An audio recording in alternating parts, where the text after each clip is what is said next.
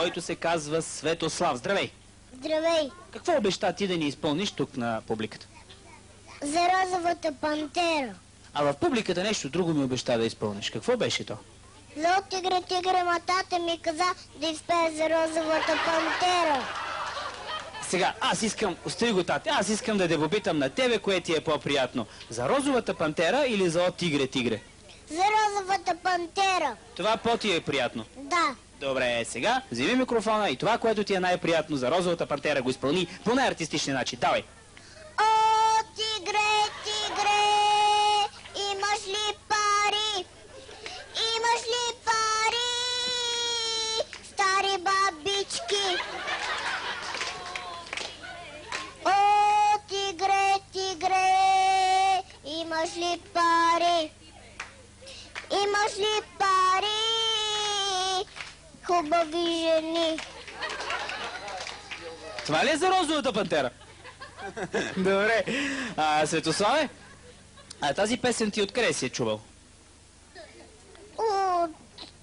От тигрите? Да. Тигрите ли я пеят тая песен? Не. А ти искаш ли като станеш голям да станеш тигър? Не. Добре. А какъв ще станеш като станеш голям? Дилър. Дилър!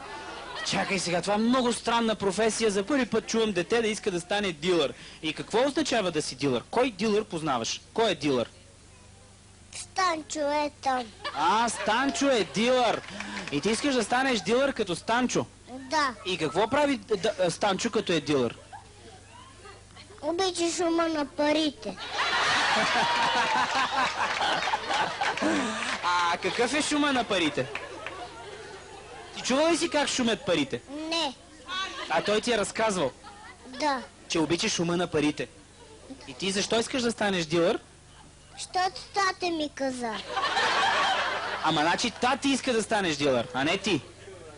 Моля? Да. Ясно. А ти какъв искаш да станеш? Не искам да се стана Батман, но тата иска да стане дилър.